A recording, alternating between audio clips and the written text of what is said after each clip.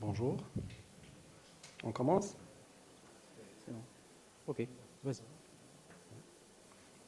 Bonjour à toutes et à tous. Nous vous remercions pour votre présence, votre temps, se rendre disponible et de votre intérêt aux solutions cloud d'Orange Maroc. Cette présentation, je serai accompagné par mon collègue Anwar Dibish. Il est notre manager pre-sales. Et moi, Mohamed Seissi, Cloud Product Manager chez Orange.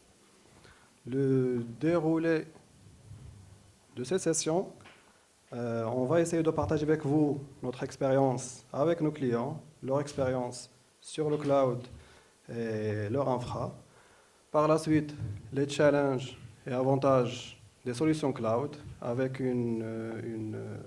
la partie, on peut dire, le move to cloud, la partie migration de l'on-prem vers le cloud, ainsi que notre partenariat avec différents hyperscalers et fournisseurs cloud sur le marché, international bien sûr, pour être un partenaire multi-cloud pour vous. Par la suite, le catalogue d'Orange, solutions cloud et services, et bien sûr, à la fin, pourquoi Orange. Alors, pour commencer, à vrai dire, il faut avouer que le rythme de nos journées, le rythme de l'entreprise aujourd'hui a changé. Et ça, on l'a bien touché depuis presque 5 ans. Et juste après la pandémie, on a bien constaté que être au bureau, être dans nos locaux, ça pousse pas vraiment à effectuer nos tâches. Se réunir avec nos collègues pour avancer sur le business, répondre aux besoins de nos clients instantanément. Et bien sûr, c'était un peu difficile. Suite à des restrictions, des limitations d'accès à notre infra, à nos bureaux, c'était vraiment, on a constaté que des entreprises ont été vraiment bloquées sur leur business. Alors, et on a constaté par la suite que nos réunions, on les faisait sur du WebEx, du Teams. Notre messagerie devrait être externalisée tant qu'on ne peut pas avoir accès à nos serveurs en local. C'était vraiment des points bloquants. Et cela a impacté notre relation avec nos clients. Alors, on ne pourra pas vraiment répondre à leurs besoins et ça a impacté notre réactivité vis-à-vis de nos collaborateurs et nos clients en même temps. Et donc ici, si on veut parler par exemple des challenges aujourd'hui ou bien des défis que rencontrent les DSI et les entreprises actuellement, on peut parler par exemple d'un challenge qui est tout simplement d'augmenter la résilience. C'est-à-dire qu'aujourd'hui, l'objectif, c'est de voir comment moderniser son SI, comment moderniser les applications, comment créer de nouveaux modèles, on va dire, de services applicatifs, comment, on va dire, améliorer les plans de continuité et ainsi de suite. On peut parler aussi de la transformation, c'est-à-dire transformation des entreprises. Et aujourd'hui, le défi, c'est qu'on doit aller chercher comment accompagner cette transformation digitale de l'entreprise tout en assurant, on va dire, l'adhésion des collaborateurs internes et des clients externes. Et par conséquent, aller chercher aussi les ressources nécessaires. C'est très important. Ce volet d'expertise, c'est très important dans une transformation digitale et ça passe par le biais, on va dire, des ressources internes à travers la montée en compétences, par le recrutement, on va dire, de ressources externes ou bien tout simplement par aller chercher en quelque sorte des partenariats, de la sous-traitance. Voilà, donc globalement c'est ça pour la transformation. Et pour ce qui est de l'innovation, on cherche aujourd'hui à accélérer l'innovation, c'est-à-dire aller adapter son SI tout pour répondre un petit peu à un contexte actuel, pour répondre à des besoins, on va dire, qui sont des pics, on va dire, à certaines périodes, et tout simplement par, on va dire, inculquer cette culture d'innover, toujours et toujours. Voilà. Donc en gros, ce sont les différents challenges aujourd'hui qui sont rencontrés par l'ensemble des entreprises. Et bien évidemment, aujourd'hui, si on veut faire face, si on veut répondre à ces défis, répondre à ces challenges, entre autres, on peut parler du cloud, tout simplement. Ou, communément parlé, c'est le cloud computing, bon, qui est un modèle, qui est un environnement, qui est un service basé, comme vous le savez tous, sur, on va dire, une technologie de la virtualisation en général, qui est un système qui permet, on va dire, de regrouper un ensemble de services, de serveurs, d'applications sur un même serveur physique, et ainsi de suite. Et donc, si on peut partager, on va dire, les avantages, ce qu'on peut gagner, qu'est-ce qui va apporter le cloud aujourd'hui à nos entreprises, on peut parler facilement de l'agilité. Quand je dis agilité aujourd'hui, si je fais une simple comparaison avec des projets classiques, ce qui se fait aujourd'hui, si on essaie de mettre en place un projet on-prem, bah, ça peut prendre des semaines, voire des mois, pour mettre en place une structure, pour acheter une infrastructure, et ainsi de suite. Et donc, à un moment donné, le besoin, peut-être, dans le temps, il varie. Alors qu'on est en train de faire ou de parcourir un process d'achat. Le cloud aujourd'hui, il apporte cette agilité, c'est-à-dire qu'on peut répondre à un besoin ponctuel juste en quelques clics. Ça peut prendre des fois, bien sûr, une fois on a la décision, ça peut prendre des heures, ça peut prendre juste des jours, pour partir vers le cloud pour répondre à un besoin interne. On peut gagner aussi en termes, par exemple, de scalabilité. Hein? Scalabilité, quand je dis scalabilité, ça peut être sur deux volets. Ça peut être une scalabilité verticale, comme ça peut être une scalabilité horizontale. C'est-à-dire, je peux faire du scale up, scale down, ou scale in et scale out. Comment? Tout simplement, par exemple, je peux avoir une infrastructure aujourd'hui, par exemple, une VM, une instance, qui a un certain nombre, on va dire, de CPU, par exemple. Je dis 2 CPU. Eh bien, à un moment donné, on a un besoin, on va dire, qui est ponctuel et qui est sous forme de pic. Je prends l'exemple, par exemple, Fédération, on va dire, royale marocaine de foot. Lorsqu'ils essaient de vendre des tickets de match, à un moment donné, ben, il y a un besoin, un accès qui est exponentiel, à une fraction de seconde. Et donc, on a besoin d'accompagner ce besoin-là.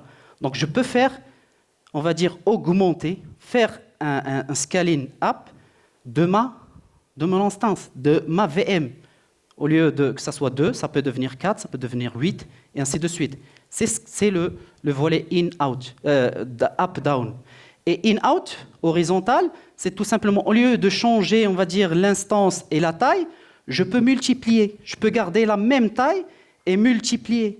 Et jouer avec du load balancing pour partager la charge sur différentes, on va dire, instances de mon besoin. Et donc, ça, c'est un autre avantage qui va être apporté grâce au cloud. Je peux parler aussi de la, on va dire, on a parlé de la scalabilité, mais il y a aussi l'aspect, on va dire, d'accompagner un besoin ponctuel à un moment bien précis. Et ça, c'est... Imaginons aujourd'hui, par exemple, qu'on a un besoin, on va dire, d'une instance qui augmente dans le temps, sur une période de temps. Et moi, quand je suis en train, on va dire, de planifier, eh bien, je dois me projeter. Je dois me projeter sur une période. C'est-à-dire qu'à un moment donné, peut-être que j'aurai un pic à un certain moment. Et donc, si je suis sur de l'on-prem, ça veut dire que je dois prévoir mon infrastructure sur la base du maximum que j'aurai. Eh bien, j'aurai le pic à un moment donné, mais avant d'aller vers ce pic-là, ça monte. Et donc, le gap, c'est une perte pour moi, si je suis sur de l'on-prem. Aujourd'hui, grâce à l'élasticité du cloud, je peux être le plus proche possible du besoin. Je ne suis pas obligé aujourd'hui de prévoir sur une année et d'acheter. Non, j'accompagne mon besoin avec le cloud, grâce à cette élasticité. Donc, ce sont les avantages, en quelque sorte, du cloud, bien sûr, avec l'optimisation des coûts, l'optimisation des ressources et l'innovation qui peut apporter cette nouvelle vague, cette transformation vers le cloud. Voilà. Alors, tant qu'on parle de l'élasticité, la gestion des coûts, et quand on parle on-prem, pas une simple comparaison vers le cloud, ce n'est pas que technique, c'est aussi financier. Alors si on parle du modèle on-prem, c'est un modèle pur CAPEX, c'est un investissement pur sur notre matériel, on peut dire. Alors, on doit penser à avoir un stock pour la maintenance, soit des disques, soit de la carte mère, soit des RAM. Sinon, si on a un serveur un peu obsolète ou end of support, par exemple, on ne pourra pas vraiment commander et avoir la pièce de rechange en moins de 30 minutes, bien sûr. Mais sur le cloud, c'est possible. Alors, si on compare le modèle CAPEX par rapport au OPEX, 82% de notre budget n'est pas contrôlé. Cela veut dire qu'à n'importe quel moment, on aura besoin d'un serveur. À n'importe quel moment, on aura besoin d'un switch ou un routeur. Et bien sûr, avec tout ce qui va avec, quand on a un budget bien spécifique, on doit le respecter. Chose qu'on ne pourra pas faire en on-prem. Alors que le seul coût maîtrisé, c'est le coût software. C'est une licence qu'on achète, on installe. Si jamais ça bug, on peut la réinstaller. Et les licences, généralement, ne dépassent pas 9% de notre budget. Alors que sur le cloud, l'OPEX, on peut facilement changer carrément de serveur, de capacité, en quelques clics. On peut avoir notre serveur en marche depuis notre téléphone, via un accès à la plateforme de gestion comme les solutions Microsoft ou Amazon, aller directement sur la plateforme de gestion, installer un nouveau serveur ou l'éteindre et gérer le coût, gérer bien sûr le budget. Et bien sûr, pour le reste du budget, ça peut aller pour la formation de notre équipe, les responsables, les SI, les DSI. Et c'est important d'investir sur ces gens parce que c'est eux le cœur et qui sécure notre infra. Alors, on a parlé du cloud. Bon, c'est vrai qu'on peut parler toute la journée parce qu'on est contraint par le timing, mais c'est un sujet qui peut nous prendre des heures. Et donc aujourd'hui, on bascule en quelque sorte vers la démarche. La démarche, c'est-à-dire à mettre en place pour accompagner les clients dans leur cloud journey, dans cette transformation vers le cloud, dans la migration. D'accord ? Et aujourd'hui, en tant qu'Orange Maroc, on travaille sur cette chaîne-là, de bout en bout, pour accompagner les clients sur le volet déjà assessment, évaluation, analyse, le volet pre-sales pour comprendre l'existant, travailler ensemble sur la stratégie et ensuite passer au déploiement, mise en service, test, transfert de compétences et le suivi day-to-day personnalisé en fonction du besoin du client. Donc c'est la démarche globale. Et si on parle, si tu peux passer l'autre côté. Si on parle, on va dire, généralement des best practices ou des différentes stratégies qui sont disponibles en matière de migration vers le cloud, bien sûr, on peut, ce qui est le basique, parler du rehost, par exemple, ce qu'on appelle communément le lift and shift. C'est-à-dire, je prends, je mets. Aucun changement. L'on-prem vers le cloud, tel qu'il est. D'accord ? C'est, on va dire, la stratégie de migration la plus basique. Ensuite, il y a aussi le relocate. Relocate, c'est-à-dire que je change quelques, on va dire, workload, quelques pièces de mon infrastructure et je migre vers le cloud. Donc, en quelque sorte, les deux sont les plus basiques. Après, je peux passer à un autre niveau, c'est-à-dire faire du repurchase, ce qu'on appelle le drop and chop. C'est-à-dire, je peux changer, on va dire, une structure de mon infrastructure pour accompagner mon besoin, pour aller être ready au niveau du cloud, quelle que soit l'infrastructure sur laquelle je vais migrer, que ce soit de l'IaaS, du PaaS, et ainsi de suite. Mais généralement, quand on parle de replatform, on va jusqu'au PaaS. C'est-à-dire, je peux faire une modification de ma plateforme. Et je peux parler aussi du replatform qui accompagne cette repurchase, qui est en quelque sorte ce qu'on appelle le lift, tinker and shift. C'est-à-dire qu'au lieu de prendre et de mettre, je rajoute une couche. Une couche, on va dire, d'intelligence. Je peux faire on va dire, une recréation d'un nouvel environnement, par exemple, qui peut être de l'OS, de nouvelles VM, du middleware, des microservices et ainsi de suite, pour justement accompagner mon besoin. C'est très important. Et à la fin, ce qu'on appelle le refactor. Refactor ou le re-architect, c'est-à-dire on change toute l'architecture. Pourquoi ? Parce qu'à un moment donné, on a besoin de bénéficier de ce qu'on appelle les applications cloud native. Ils sont nativement dédiés pour le cloud.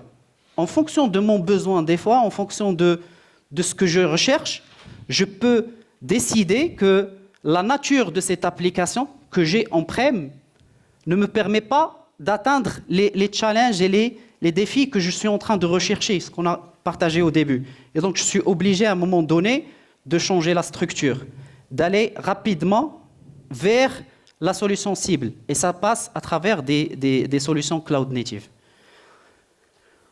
Voilà, donc en gros, ce sont les différentes... bien sûr, il y en a d'autres. On peut parler de retain ou bien, par exemple, ne pas. Pour certaines applications, c'est très important. Je décide de ne pas les migrer. Par question de confidentialité, par question de complexité. Donc, dans ma stratégie, je décide que cette partie, ces workloads, cet environnement, je décide de ne pas le migrer, au moins pour l'instant. Ça va se faire après. Et donc, la stratégie, c'est aussi une stratégie de migration. C'est du retain pour cette infrastructure, pour cette partie de mon infrastructure globale. Voilà. Et un dernier point, c'est très important, ce qu'il faut retenir ici, c'est pas ce qu'il faut faire, c'est ce qu'il ne faut pas faire. C'est-à-dire que lorsqu'on travaille sur la migration vers le cloud, aujourd'hui, il ne faut pas opter pour la mauvaise approche de migration. Qu'est-ce qui fait qu'on opte pour la mauvaise approche? C'est une mauvaise planification. C'est qu'on veut aller rapidement. C'est qu'on ne définit pas, on va dire, nos assets. Ce qu'il faut migrer, ce qu'il ne faut pas migrer. Et donc, à un moment donné, peut-être qu'on opte pour la mauvaise. Et les résultats escomptés ne seront pas atteints. Et c'est ça le risque. Deuxième chose, c'est de tout migrer à la fois. Il ne faut pas se précipiter. Il ne faut pas tout migrer. Il faut choisir. Parce que souvent, lorsqu'on parle de stratégie, la partie la plus importante d'une stratégie, c'est ce que vous décidez de ne pas faire. Pas de ce que vous allez faire, de ne pas faire. C'est ce qui est le plus critique. Et ça prouve quoi? Ça prouve votre maîtrise. Le fait d'arriver à décider, définir ce que vous ne devez pas faire, ça veut dire que vous maîtrisez votre infrastructure. Et donc, il faut aller pas à pas. Peut-être partir dans un environnement de non-production, choisir quelques workloads à migrer, phaser, faire plusieurs phases pour arriver à une projection finale. De sous-estimer l'effort d'intégration. Il ne faut jamais sous-estimer l'effort. C'est-à-dire, c'est vrai que le cloud, il apporte cette facilité, cette simplicité. Mais à un moment donné, il rajoute une couche de complexité. Et donc, il ne faut pas le négliger. Il faut bien travailler cet effort, et ça va avec le volet financier. Une erreur à faire, c'est le manque de travail sur le business case. Il ne faut pas avoir un focus uniquement sur le volet technique, mais aussi sur le volet business. Parce qu'au final, si je fais une migration vers le cloud et ça ne m'apporte rien du tout financièrement, à quoi ça va servir? Peut-être que je vais le faire pour optimiser les coûts, comme je peux le faire pour lancer de nouveaux produits. Et donc, il faut bien travailler son business. Et ça se fait soit avec les ressources internes, soit en se faisant accompagner par un partenaire de confiance. Dernière chose à faire, c'est de ne pas faire confiance au DSI pour conduire la migration. Ne pas faire confiance, c'est une erreur, parce que le DSI, c'est le consultant interne. Le DSI, c'est lui qui est responsable, c'est lui qui va éduquer, qui va apporter le conseil pour les décideurs et qui va les accompagner dans ce projet, on va dire, de transformation vers le cloud. Voilà. C'est bon? Oui. Alors, pourquoi un partenaire multi-cloud? Premièrement, chez Orange, vraiment, le type de partenariat, c'est quelque chose de très important. Parce que comme j'ai dit sur le cloud, il faut avoir accès à mon VDC, à ma VM, en instantané. Si je veux apporter des modifications, ça doit être en instantané. Si je veux remplacer des composants pour, encore une fois, activer de l'élasticité ou bien de la scalabilité, je dois avoir accès à mes serveurs en instantané. Aujourd'hui, le modèle qu'on a avec différents fournisseurs cloud et des grandes firmes, on est en partenariat direct. Alors, on ne passe pas par des distributeurs, on ne passe pas par des revendeurs. C'est notre contact direct avec ce fournisseur pour soit le support, soit l'activation des licences. Généralement, et d'après notre expérience avec nos clients, ça ne dépasse pas les 2 heures pour activer tous les services. Tous les services cloud, hébergés chez les hyperscalers, c'est moins de 2 heures. Alors que pour d'autres qui passent par des revendeurs et par des distributeurs pour aller vers ce fournisseur cloud, s'il y aura besoin de informations manquantes, encore une fois, l'information passe par le distributeur et le revendeur et vice-versa. On active en 2 heures, d'autres, ils peuvent faire dans 10 jours ou 15 jours. Et pour ce modèle, je conseille, si tu vas passer par des distributeurs et des revendeurs, il vaut mieux rester sur ton on-prem. Parce que l'accès à la plateforme, c'est très important. Et aujourd'hui, pour le choix de notre partenariat, on a essayé de s'appuyer sur les meilleurs au niveau international. Bien sûr, nous avons nos propres data centers Orange ici au Maroc, à Casablanca, et on a des contrats directs signés entre Orange MEA, Middle East Africa, et Microsoft, Google et Amazon. Alors, pour vous dire qu'on a vraiment, il n'y a pas mieux. Quand on dit sur Microsoft, par exemple, on a vraiment pensé avoir tout le portfolio pour répondre aux besoins de nos clients. Quand on dit tout le portfolio, les solutions cloud, on-prem, desktop, toutes les solutions sont aujourd'hui chez Orange. Et pourquoi ça? Pourquoi ce choix? Pourquoi aller avec différents fournisseurs nommés sur le cloud et sur le marché marocain? Parce qu'en fin de compte, on ne veut pas avoir un contrat avec un seul fournisseur. Et quand on essaye de vous conseiller, par exemple, notre conseil doit être fait sur la base de quoi vous aurez besoin, et pas ce qu'on veut vous vendre. Parce que si je viens accompagné de Microsoft, je vais vous vendre que Microsoft. Peu importe votre besoin, je vais essayer de gérer à ce que tu prends ce que j'ai. Mais aujourd'hui, on essaie de donner le choix au client. C'est à lui de choisir. Tu nous communiques ton besoin, je te fais la proposition en Microsoft, Amazon, Google, et je te laisse le choix. C'est à vous de gérer, à vous de voir, c'est par respect à nos clients, bien sûr.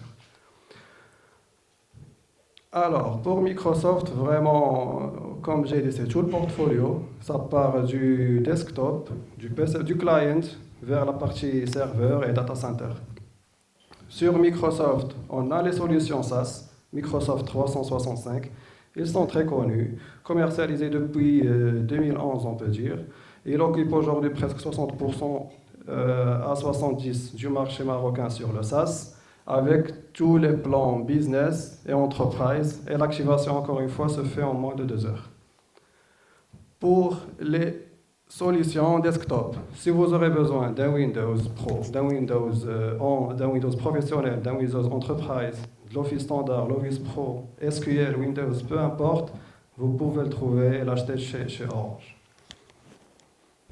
Microsoft Azure, alors on sait bien que Microsoft Azure c'est une plateforme très complète. Là on peut avoir notre propre VDC, propre à nous, avec vos propres accès. C'est pas nous qui gèrent, c'est vous qui gérez, avec une réduction de coût estimée par rapport à l'on-prem de 60% si on est sur des instances réservées.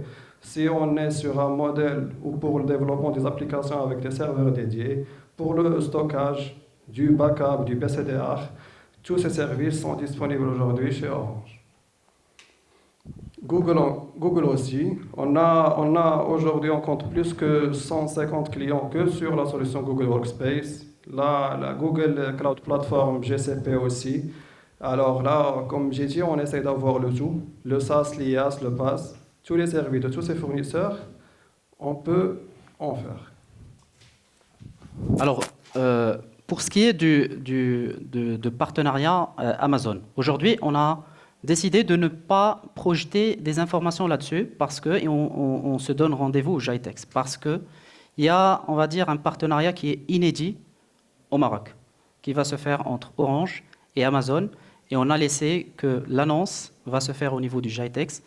Ce que je peux dire, c'est que c'est quelque chose qui va apporter un plus pour notre pays en termes de services et en termes de services et en termes de produits et de partenariats. Et si vous serez au niveau de Jitex, bah, vous allez le découvrir. Sinon, il y aura une communication qui va se faire sur les médias à propos de ce partenariat-là. Voilà. Alors, le dernier de la liste, mais le premier chez nous, c'est le cloud, on va dire, IaaS, qu'on a hébergé au niveau de notre data center à Casablanca, qui est à base d'OpenStack et sur lequel on a des clients depuis à peu près maintenant 3-4 ans, où on offre principalement de l'IaaS avec des VM basiques, différentes, on va dire, configurations. On peut offrir du VDC pour permettre aux clients d'avoir un environnement, on va dire, dédié. On peut faire du BaaS pour la partie stockage. Et on accompagne ces services-là avec des services de connectivité, de sécurité, pour justement sécuriser et faciliter l'accès à cette infrastructure et à cet environnement. Voilà. Donc en gros, ce sont le portefeuille cloud aujourd'hui. C'est pourquoi on a parlé de multi-cloud Orange. Si on veut résumer en quelque sorte, et l'idée qu'on veut faire véhiculer aujourd'hui pour nos clients, c'est que Orange aujourd'hui se positionne en tant que partenaire de confiance. On n'est pas là aussi juste pour vendre un produit, mais pour accompagner les clients dans leur transformation, c'est-à-dire de travailler avec eux conjointement dans la préparation de cette stratégie de migration. Parce que c'est la base, c'est très important de travailler là-dessus. Une fois raté, tout ce qui va venir après aura un impact négatif sur votre environnement. Et par la suite, bien sûr, comme l'a dit Mouad, on laisse le choix. Bien sûr, ce n'est pas un choix qui est libre, mais c'est un choix qui est raisonné et un choix qui est accompagné pour tirer le maximum de bénéfices de X ou Y ou Z solution. Voilà. Donc, dernière chose, c'est que on peut basculer vers le dernier. Pourquoi Orange? Comme je l'ai dit, on peut le résumer facilement, parce que c'est un accompagnement de bout en bout, comme je l'ai dit. Du design jusqu'au déploiement et l'accompagnement de tous les jours. Parce que c'est une réduction de temps de mise sur le marché. Surtout, comme l'a dit tout à l'heure, accélérer l'innovation, accélérer la transformation digitale de votre organisation et ainsi de suite. Et parce qu'on va aider le client à accélérer aussi le déploiement, le développement. Quand on dit ces questions d'heures pour accéder à un service, pour changer, modifier, décommissionner, provisionner, c'est pas rien. C'est un time to market qui est très très rapide. Voilà. Tu veux et pour vous dire, alors pour bien sûr partager avec vous notre expérience et notre expertise avec nos clients, tant qu'aujourd'hui on compte plus que 220 clients que sur les services cloud, en un short time on peut dire. Alors ça, c'est vraiment, on est très fiers par nos équipes qui ont vraiment réussi à répondre aux besoins de tous ces clients, parce qu'aujourd'hui Orange n'est pas qu'un opérateur pour des services mobiles ou Internet, mais plutôt pour aussi votre infra, votre messagerie, ainsi que tout ce qui concerne la transformation digitale. L'accompagnement de Orange est adapté aux besoins clients.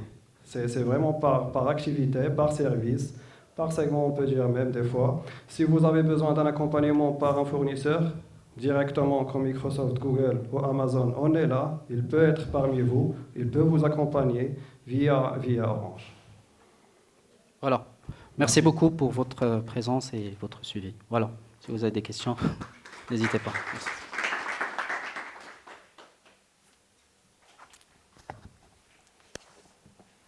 Vous avez des questions? Ladies first. Pardon. Bonjour. Alors, quand on parle de cloud, on parle aussi de cybersécurité et la sécurité. Donc, comment vous gérez cette partie et comment on peut garantir un accès sécurisé pour nos utilisateurs? Est-ce qu'il y a un service derrière? C'est quoi les fonctionnalités que vous offrez par rapport à la sécurité, qui est le sujet le plus important d'aujourd'hui? Merci pour la question. C'est un sujet aujourd'hui, quand on dit cloud, il y a aussi la sécurité dans le cloud. Et il faut faire la différence entre ce qui est sécurité dans le cloud et sécurité du cloud. Et donc ça dépend, on va dire, du niveau de partenariat. Sur quel axe on est? Est-ce qu'on est sur de l'IaaS? Est-ce qu'on est sur du PaaS? Est-ce qu'on est sur du SaaS? Au final, la donnée, elle vous appartient. C'est-à-dire sécuriser la donnée, c'est le rôle du client. Après, le partenaire, il est là pour l'accompagner, pour lui conseiller. Il y a différentes façons. On peut sécuriser l'accès en fonction du type d'accès. C'est-à-dire, est-ce que c'est un accès qui est privé? Est-ce qu'on crée une instance privée? Est-ce que c'est un accès à un service qui est exposé au public? Est-ce que ça passe à travers des liens spécialisés? Est-ce que ça passe à travers le lien Internet?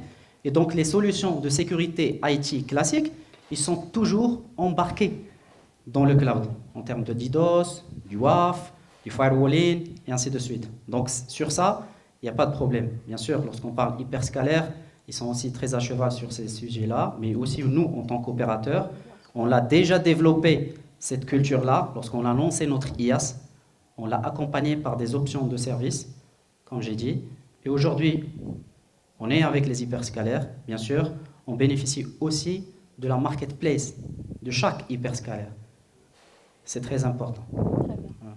Merci beaucoup. Merci. Merci. Merci. Alors, bonjour. On parle de souveraineté des données et puis on parle de migration vers le cloud. Alors, comment est-ce qu'on peut associer aujourd'hui la souveraineté des données et puis l'évolution du cloud? C'est une excellente question. Alors, la souveraineté aujourd'hui, c'est un sujet sur lequel beaucoup de gens se positionnent sans dire la vérité. Quand on dit cloud, absolument parler, il n'y a pas de souveraineté. Par exemple, je vous donne un exemple. Quand vous êtes soumis ou vous travaillez avec un hyperscalaire américain, cet hyperscalaire, il est soumis à des lois américaines. Par exemple, le Cloud Act, le FISA, il est obligé. C'est pour ça que ça fait des années que l'Union européenne, elle se bat avec les GAFAM. C'est pour ça qu'au lieu de parler de souveraineté, on parle de cloud de confiance. On parle de data residency. Et donc il faut séparer ces sujets. Parce qu'à un moment donné, il y a un flou dans la communication de certains fournisseurs. On parle souveraineté, oui, ok, mais les données, elles sont où? Si vous êtes partenaire à X ou Y ou Z du GAFAM, vos données ne sont pas là au Maroc. Donc, on ne parle pas de souveraineté. Par contre, on peut parler de data residency. Maintenant, il faut voir, est-ce que cet hyperscalaire, il a son data center au Maroc? Non, donc il n'y a pas de data residency, même pas. Le jour où on aura un data center d'un hyperscalaire ou un hyperscalaire qui est hébergé dans un data center marocain, là, on peut parler de ça. Maintenant, nous, on se prononce sur rien du tout. Parce qu'on est clean, on est transparent. Il n'y a pas de souveraineté. Il y a aussi un autre niveau qui peut s'ajouter, c'est la localisation. C'est-à-dire on peut parler souveraineté, residency, localization. La localisation. C'est-à-dire, quand on dit residency, c'est physiquement, elle est où la donnée? Par exemple, l'Union européenne, ils exigent que la donnée, par exemple, pour certains partenaires, qu'elle soit en Europe. Nous, en Afrique, aujourd'hui, on n'a pas cette maturité aujourd'hui de parler consortium. Il y a plusieurs initiatives, les Gaia et Euclidia, qui sont lancées en Europe. En Afrique, on n'est pas encore là. Mais ça va venir. C'est pour ça qu'aujourd'hui, Orange Maroc, ils sont très à cheval sur des sujets comme ça, et on pousse pour des partenariats inédits pour répondre à des questions comme ça. C'est clair? Merci. C'est bon? Autre question? Merci beaucoup.